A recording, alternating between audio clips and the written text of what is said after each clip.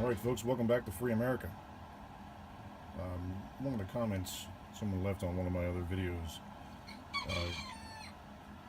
not my rooster, got me thinking about the folding knives. And his point was that he doesn't need a squared off 90-degree spine on his sheath knife because he usually strikes a ferro rod with his folding knife anyway. Which got me to thinking, I'm also the guy that carries a folding knife around with him all the time. So, like most of y'all, I've gone through iterations of what I prefer, what I think I need, and so forth. And to make a long story short, I figured out pretty young, when I was a young Cub Scout, that my Cub Scout knife didn't lock open. As a result, I cut myself. So, yes, I'm dating myself. So,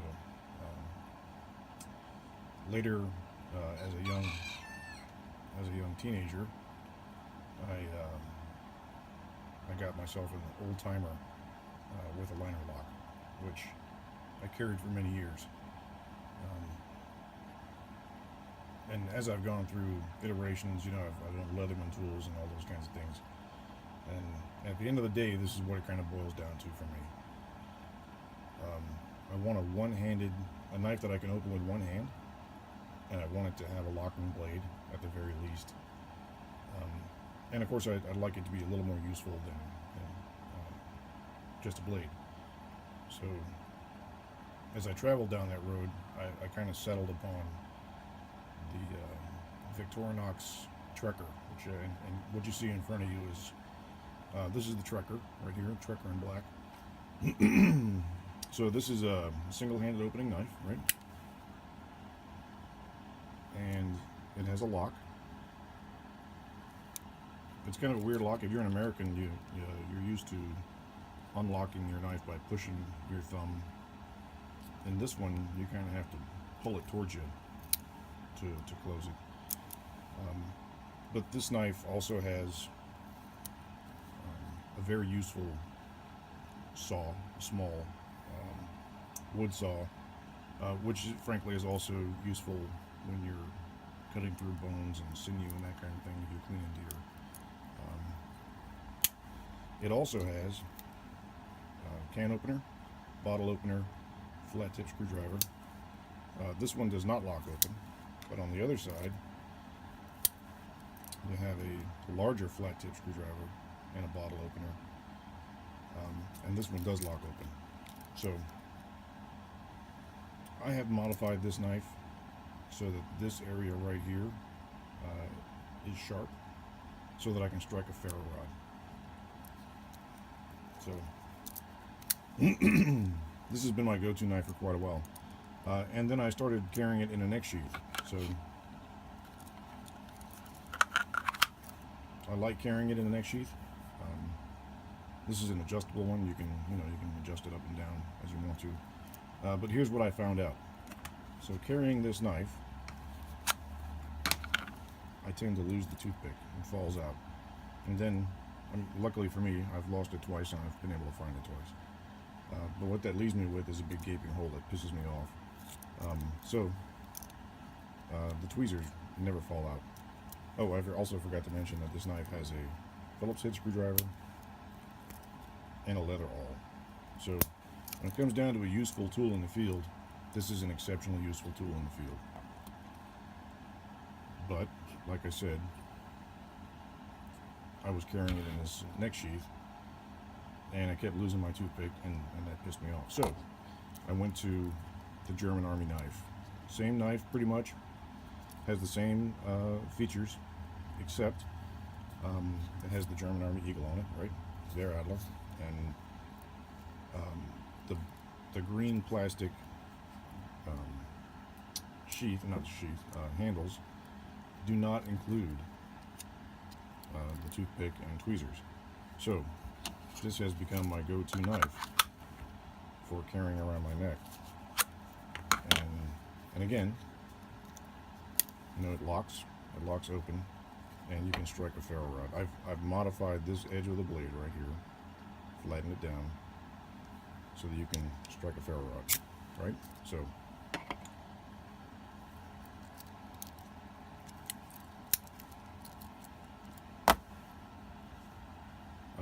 so let me show you the ferro rods here. This is a ferro rod that's basically just nestled inside of a piece of wood. Kind of enjoyed that one. It's got the little, you know, wormy decorations on the outside of it, and this is just a piece of pine. This one is a piece of red cedar that I just, you know, did some file work to it, stuck a ferro rod in it, pinned it with a brass pin, and so this way you're able to hold it with one hand, just two fingers, just like that, and it's great. Works really well. I like it. So sorry for that little aside. So the latest version of the one-handed opening knife is the Hunter, right? So the Hunter has the Phillips head screwdriver. It does not have the awl. You can see that. I'm sorry. So it has the blade. This particular blade is a straight edge. This is not a serrated edge like the others. It has the saw, which does not lock on any of these models, by the way. So you don't want to try to strike your ferro rod with the back of this saw, even though it's got a pretty good 90-degree spine on it. I don't recommend that at all, because it'll close on you, and that hurts. The other cool thing that this knife has is a serrated gut hook, which is one-handed opening. So for me, this is an exceptionally useful piece of equipment for, you know, it's a small folding knife. You can get pretty much all of your game processing, fish processing done with this little knife. The gut hook is serrated, but it's rounded on the tip, so that when you cut into the cavity, you can put the knife, the tip of the gut hook, into the cavity and push it up, and it'll cut along here, but it will not puncture the internal viscera, so that you don't wind up with all that extra stuff that you have to clean out. So again, this one locks.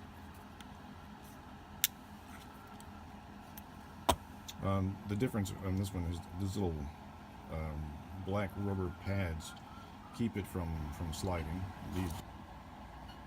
So the other nice thing about this Hunter XT is that it comes with a nylon pouch. So this nylon pouch is, you know, probably not the best piece of equipment that Victorinox ever came up with, but that's okay. It is what it is. It's a sturdy little nylon pouch. My major complaint with this pouch is that it's got the Velcro. So this one's still pretty new, and I haven't screwed it up yet. But I've got a couple of other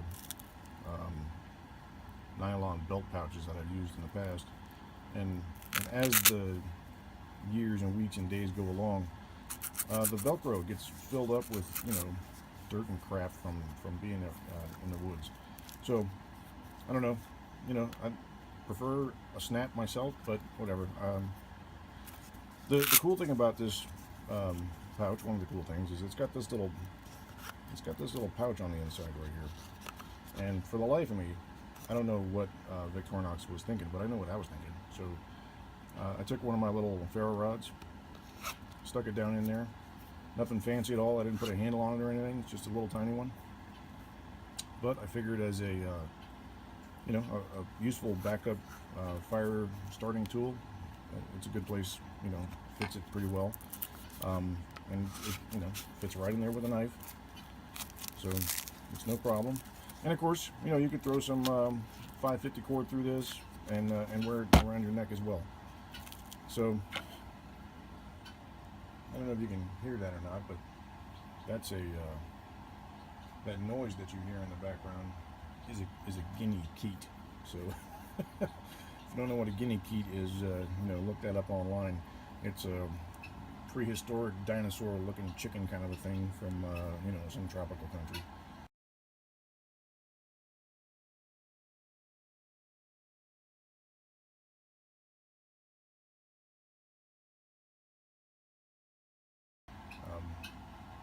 Just determined to come in here and see what I'm doing in the shop right now.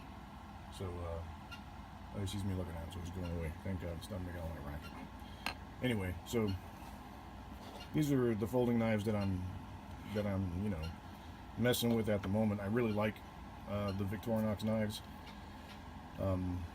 I've kind of, you know, my heart has kind of settled on this German Army knife version of the one-handed trekker. I carry it all the time, and I don't know if I can show you here, but I got this Kydex sheath on online, you know, from that great big place where everybody auctions their stuff off. It wasn't that expensive, and it came with black nylon, but it did not come with these little locks. So I put these little locks on here, and the purpose of them, trying to get them to a place where you can kind of see. I've put these, you know, these on here, so the string goes through this one, and then I knot it off on that side, and then it goes through this one on the other side, and through this one on the other side, and I knot it off on that one. So when you hang it around your neck, you can tighten it up just by pushing the buttons, right? So it shortens it up around your neck, and I wear it like that all the time. So tell me what you think, guys. I'd like to hear what are the folding knives that you're carrying that you think are useful pieces of equipment for every day and for bushcraft use and all of the above. So thanks for your time, and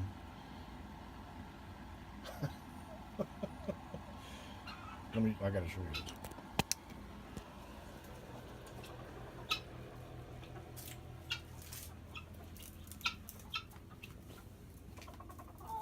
What are you doing? Hmm?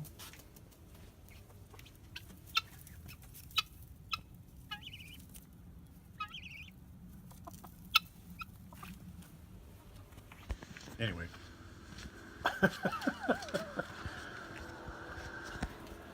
All right. So, once again, if this video was helpful, entertaining, you know, give me a thumbs up. If it pissed you off and you think I'm you know, a dumbass, then give me a thumbs down. Leave me a comment. If you know, if you do like it, hey, give me a you know, subscribe if you like this kind of stuff. My cousin Mike asked me to do some videos about axes and hatchets, so that's coming soon. And thanks again for your time. God bless America, and have a great day.